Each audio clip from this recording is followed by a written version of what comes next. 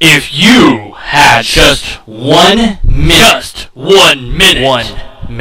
to be skeptical, what would you say? What ideas would you produce? What would the answers be? This is the 1 Minute Skeptic! Were you abused by a priest as a child? No. This has been the 1 Minute Skeptic! Actually, I want to talk about two things, and to stay within the time frame, I'm going to cheat later on. Theists and atheists alike often claim that you can't prove, but also can't disprove a god, and more often than not, that goes unchallenged, and that disturbs me quite a bit, because it totally depends on what kind of god we are talking about. So you need to define your god. A god, a generic god, just created the universe, created the universe, didn't intervene afterwards, or has qualities that you can't tackle because they are so much watered down, all-knowingness suddenly means knowing a heck of a lot, but not actually everything there is to know.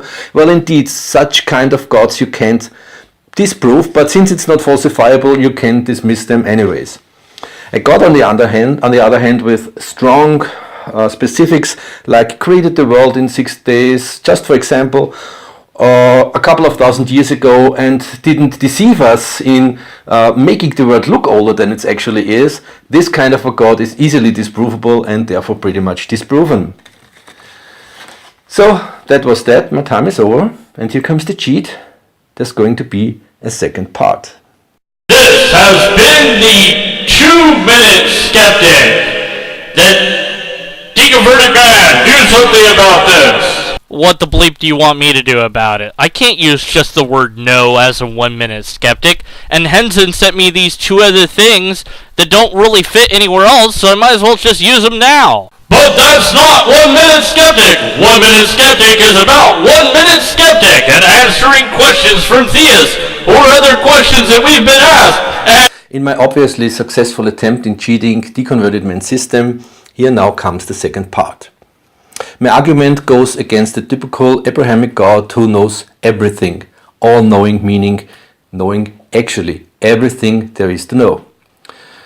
And you often hear that doesn't go together with being all-powerful, but it's impossible in its own rights, because even a God faces the same problem we have, that is, we could live in the Matrix. And a God could be in the Matrix, a program just thinking it created the universe, and whatever a god would do.